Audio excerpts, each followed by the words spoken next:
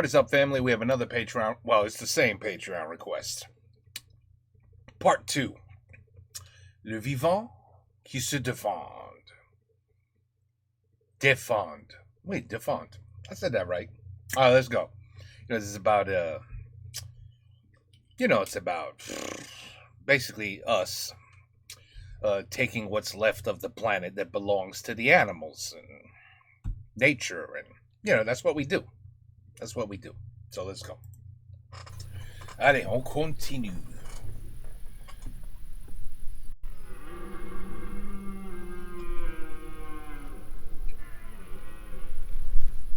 It's a lot of fog. Je passe du tout au tout.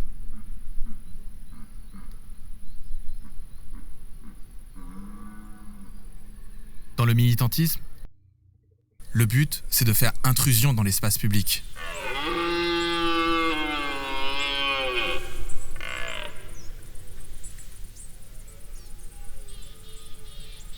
Dans l'affût, c'est se faire le plus petit possible.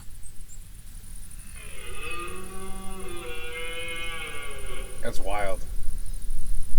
You get it? That's Pour voir wild. ce qui ne s'exprime que dans nos silences.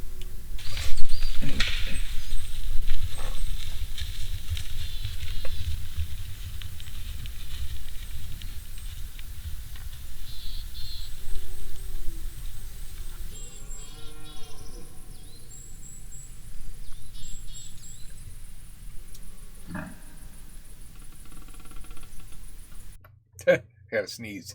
Whew. Okay. Christian Bobin disait « Le silence est la plus haute forme de la pensée ».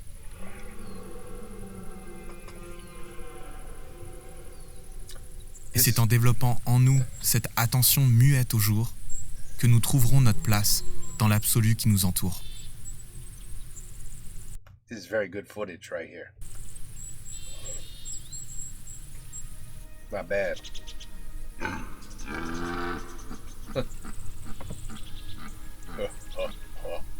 He's laughing. Ne pas faire de bruit. Mais masquer aussi mon odeur. Huh. Mon odeur participe à une conversation sans même que j'en ai les mots.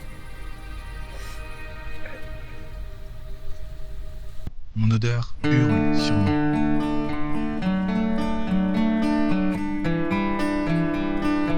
Sans que je ne puisse la décrire, je suis certain que mon odeur inspire la peur. I'm sure of that.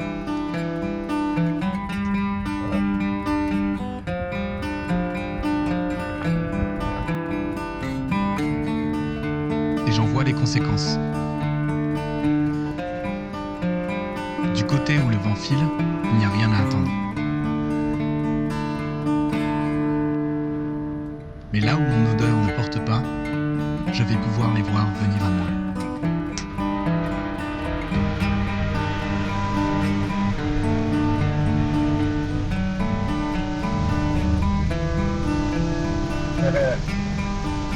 La famille.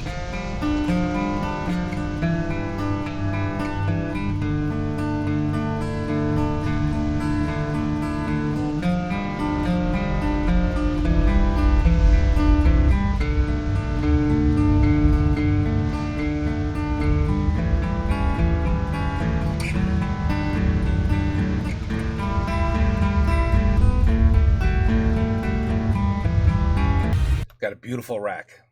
Absolutely beautiful. And you know what's sickening? There's hunters out there that right now they'd be thinking, wow, that would be a beautiful rack to have in my house, to hang on the wall. Ouais, c'est vrai.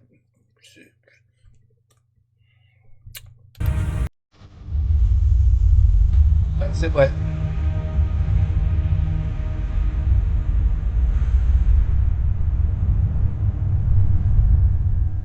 Je ne sais pas comment j'ai fait tout ce temps pour vivre sans eux.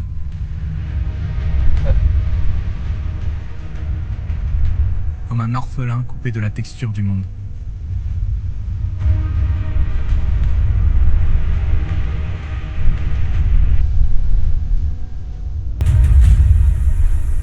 Mais ça y est, j'ai les pieds sur terre.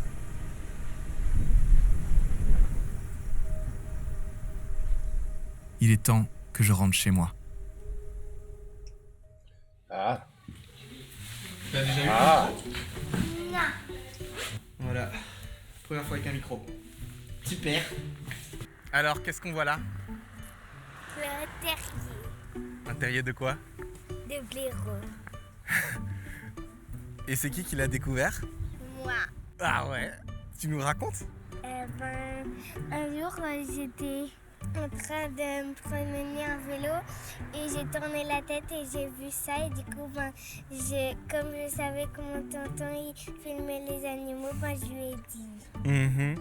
Et comment t'as su que c'était un terrier de blaireau? Comment tu l'as reconnu? Parce que c'est un trou et il y avait la terre dessus comme s'il grattait. Mais n'empêche, moi je trouve ça fou que tu l'aies vu parce que moi je passe tous les jours devant, comme plein d'autres gens, et on l'avait pas vu. Et toi tu regardes juste une vidéo sur les blaireaux que j'ai fait, et paf tu le vois. Les animaux sauvages, je les cherchais tout autour, mais jamais je n'aurais imaginé qu'ils vivent au milieu de mon village. wow. Ouais, oui. Depuis Ouais. cet animal, Non. Toi, tu vis dans le village de l'animal. j'ai pas arrêté de le voir. Je viens presque un soir sur deux, et j'essaie de le voir.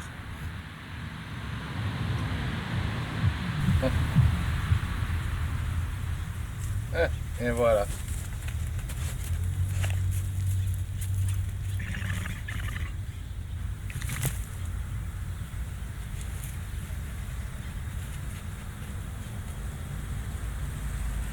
Il est mort. Ça, c'est un autre?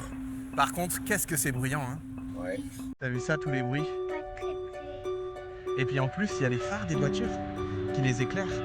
Et tu sais ce qui est encore plus fou par rapport à tous les autres terriers que j'ai pu voir, c'est que t'as des lampadaires qui éclairent le terrier en fait. Et pourtant, ils sont quand même là. Ouais. Ouais. Eventually, they adapt. Et toi, They don't have a t'es jamais choice. allé voir encore le terrier? Ils n'ont pas de choix. Bah viens, on essaye. 1, 2, 3, pliez les jambes. C'est bon. Il y a plein d'images que j'ai faites où on les voit sortir et grimper là.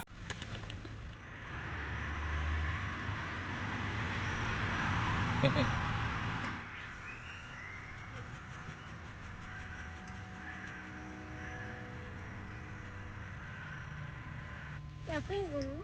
Et après, ils vont dans plusieurs endroits. Ils passent aussi dans le jardin d'à côté. C'est assez rigolo.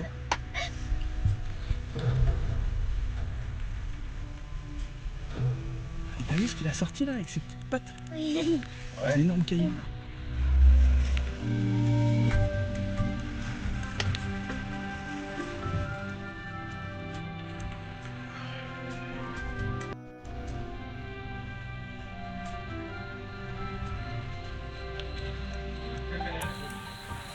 Toute la famille, il est avec sa famille.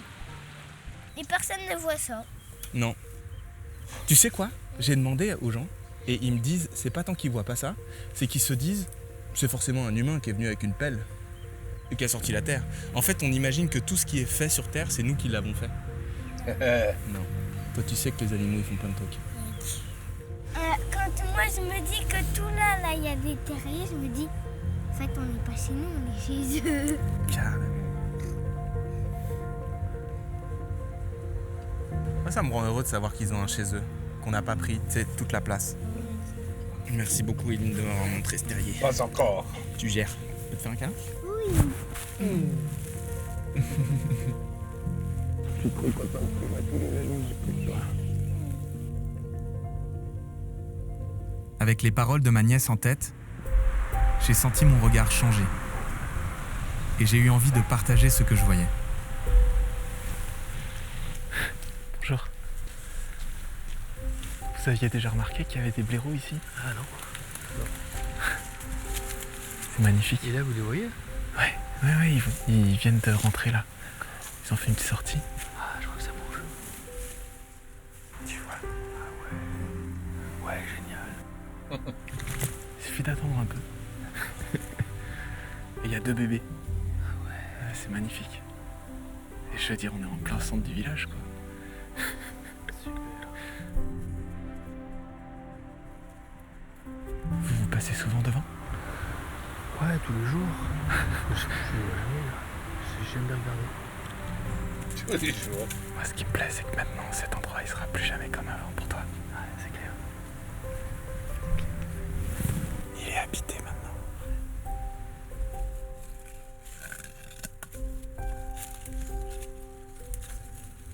Mais pour combien de temps encore? Oui. Exactement.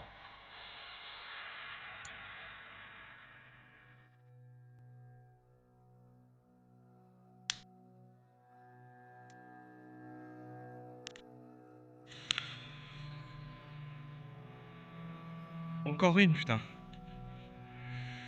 Encore une friche rasée. Encore un terrier détruit.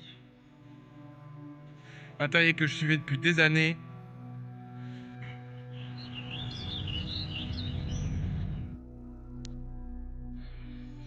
Et je me demande pourquoi. Pourquoi on détruit comme ça? Pourquoi on est aveugle pour ne même pas se rendre compte ce qu'on détruit? Parce que ce milieu de vie est la propriété de quelqu'un. Parce que pour cet humain, il n'y a rien sur ce bout de terre. Alors autant le mettre au travail. Et ça commence toujours par tout raser. Eh oui.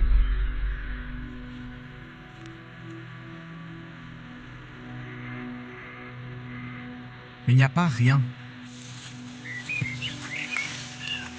C'est là que vivait une famille de blaireaux, des centaines d'oiseaux, des chevreuils, des lièvres, des martres.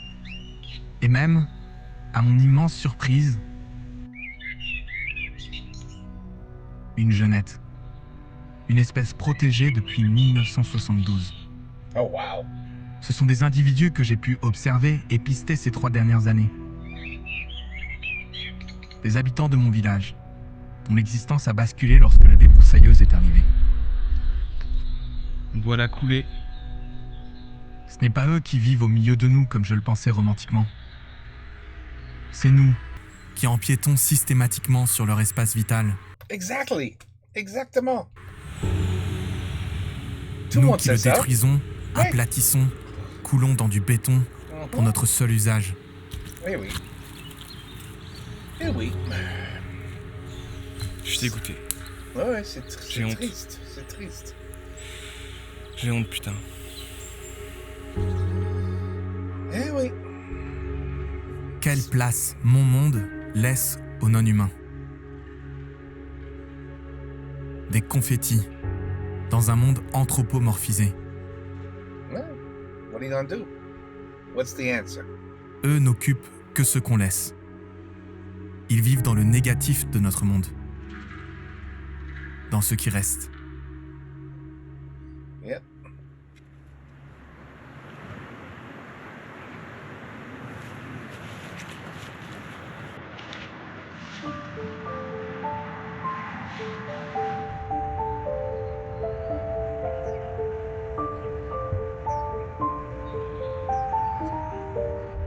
Mais malgré tout, ils sont là. I see them every day. Where I live, every day. Every day. Je sais pas comment dire, mais je trouve que les chevreuils dégagent une forme de gentillesse. Et une simplicité de vivre aussi.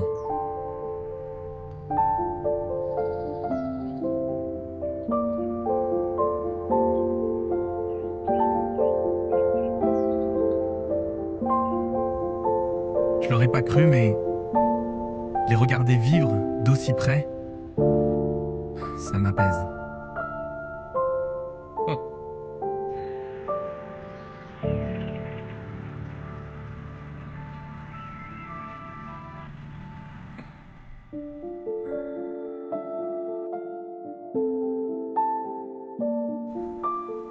Bien souvent, ce n'est qu'à la tombée de la nuit, lorsqu'on est attablé, ils osent s'aventurer dans les zones dégagées.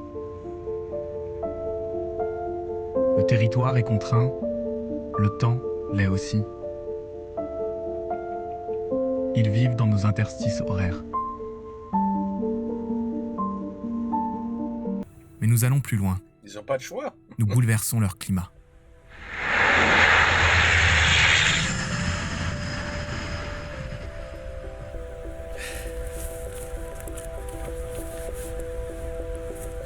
Je marche actuellement à travers une forêt qui a pris feu cet été à cause de l'augmentation des températures dont on fait l'expérience chaque été. Oui. Il a quasiment pas plu cet automne, donc la situation va continuer d'empirer. Cette forêt est juste au-dessus de mon village. L'incendie aurait pu l'atteindre. C'est la première fois que s'impose à moi ma propre vulnérabilité.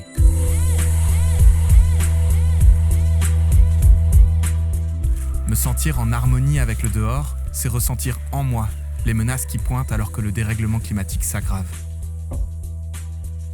Je rappelle que l'enjeu est énorme. Il s'agit tout simplement de notre survie et on peut plus se permettre de le nier. On peut plus faire semblant et tergiverser sur le climat. Ça fait 20 ans que ça dure et chaque année qui passe sans rien faire, c'est des millions de personnes en plus qui vont souffrir et mourir. Mais il ne s'agit pas que de nous, ni que du climat. Dans le Cantal, je vois pour la première fois une pie grièche grise. Un bel oiseau que je vois peut-être pour la dernière fois de ma vie, tant il est menacé par la disparition de son milieu de vie. Les prairies extensives et les zones humides. Les zones humides sont le milieu naturel le plus fragile et le plus riche au monde pour sa biodiversité.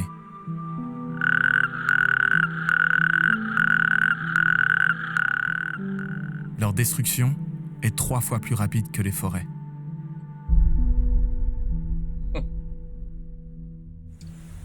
C'est dommage, c'est triste. C'est triste.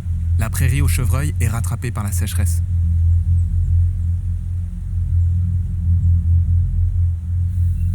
Les nappes sont vides et les cours d'eau autour de chez moi sont à sec. Wow. Pour la première fois de ma vie, j'ai de l'angoisse à voir les jours de beau temps se succéder sans une seule goutte de pluie. Dans mes pistages, j'observe la lente agonie du vivant. On parle de stress hydrique, mais c'est tout le vivant qui stresse. Ouais. Ouais.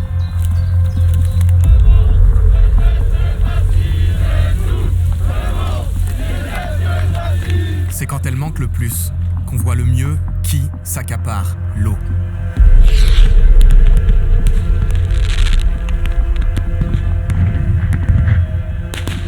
C'est la bataille contre les méga-bassines. Bienvenue dans la guerre de l'eau.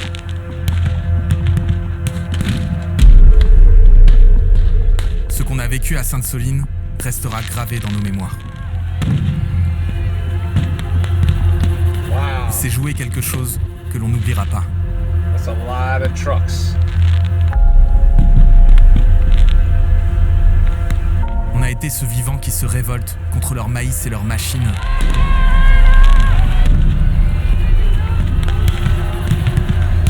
Ce vivant pris en chasse par les forces de l'ordre.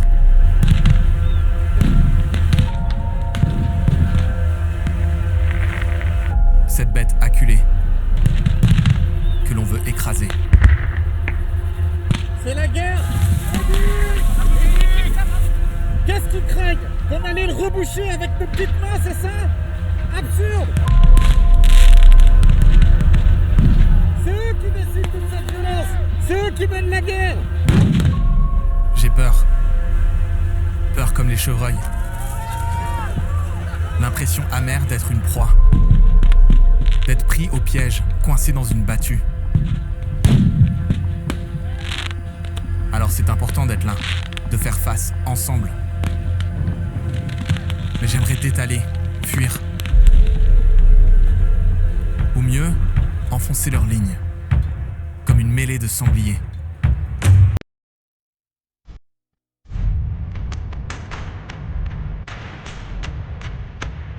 Et les renverser. Sainte-Soline, c'est aussi une démonstration de notre force et de notre courage.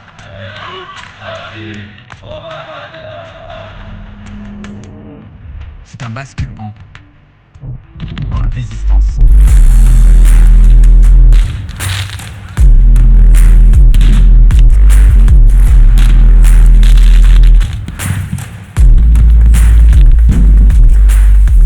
C'est le premier mouvement social contre une maladaptation au changement climatique. La méga-bassine, c'est la perfusion d'un système à bout de souffle. une solution court-termiste qui aggrave le manque d'eau.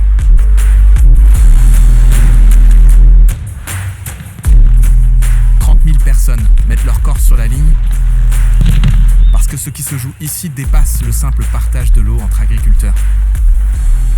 C'est bien les paysans et le peuple contre l'agro-industrie. C'est un symbole très fort et les camarades de la Confédération paysanne, ils jouent un rôle tellement important. Ils sont porteurs d'une autre agriculture. Les bassines, c'est juste la brèche dans laquelle on va s'engouffrer pour mettre à mal et pour faire tomber l'agro-industrie. Ce jour-là, nous n'avons pas trouvé une brèche, mais un mur. Un mur de blindés, un mur de grenades.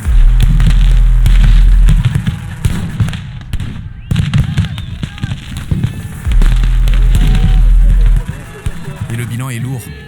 200 manifestants blessés, 40 blessés graves, dont 2 qui ont fini dans le coma.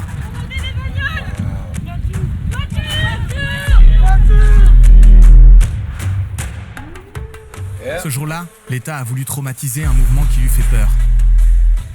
Le mouvement des soulèvements de la terre, qui se déployait pour mener une résistance à chaque projet mortifère et atteindre le seuil critique à même de les faire tous tomber. Un soulèvement pour arracher la terre aux ravages industriels et marchands, en assumant une conflictualité et une radicalité rarement vues en France. Un mouvement qui renoue avec l'action directe, l'occupation, le blocage, le sabotage. Un mouvement que le gouvernement a cherché à dissoudre, sans succès, aboutissant même à le renforcer.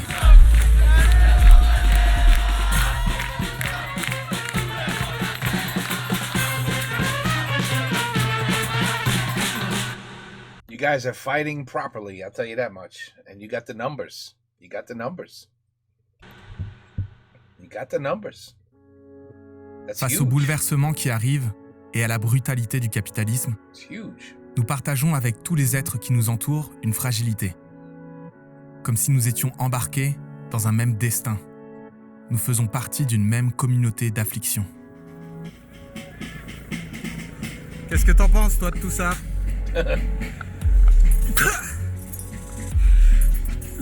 Ça pique, les lacrymos. C'est une guerre affective qu'il faut mener. Se sentir concerné, rattaché.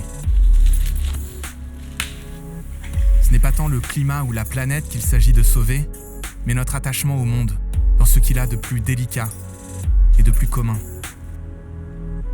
Notre surprise devant un vol de hérons cendrés au seuil de l'hiver. Notre émotion devant le rythme chatoyant des saisons.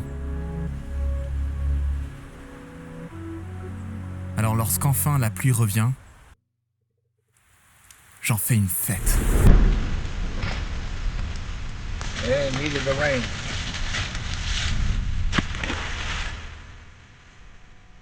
Huh.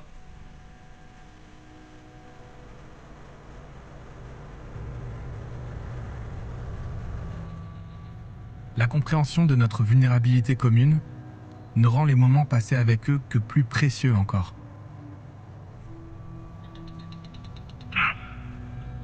J'y vais quand je ne vais pas bien. Quand je suis pris par l'angoisse, le stress ou la colère envers la destruction du monde.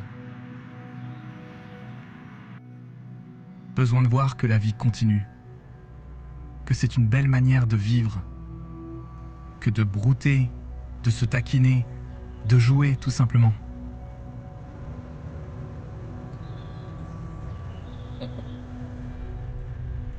Et lorsqu'ils ne viennent pas, j'ai tout loisir de méditer. Sur le fait qu'une vie passée à voler, à fleurir, est belle et juste. Besoin de sentir que malgré tout, le cosmos tient. Ouais. Je ne veux plus faire sans eux.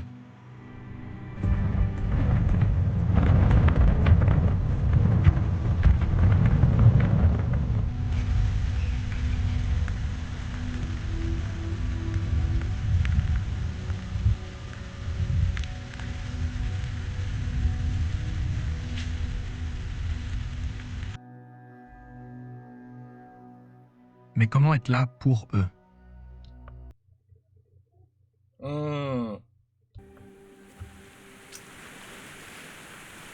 You know what? I'm gonna stop it here. This is the perfect place to stop.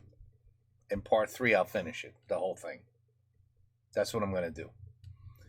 I said a lot at the end of part 1, and I still, that's still how I feel. What's the answer? How can humans and animals live together? How? With the ever-growing population of both sides. Over here, I see deer every day. You know why? I see them right here on the streets. They don't care. It's because they are overpopulating. They are making babies at a drastic amount, and there's no place for them to go. And it's the same with us. We keep making babies. Need more housing. Need more water. Need more electricity. So I don't know. What do you think? How do you figure it out? How do you make the balance work? Je sais pas. But it's an interesting video. That's for sure. And I'll be back tomorrow for part 3. Take care. Peace out. À la prochaine.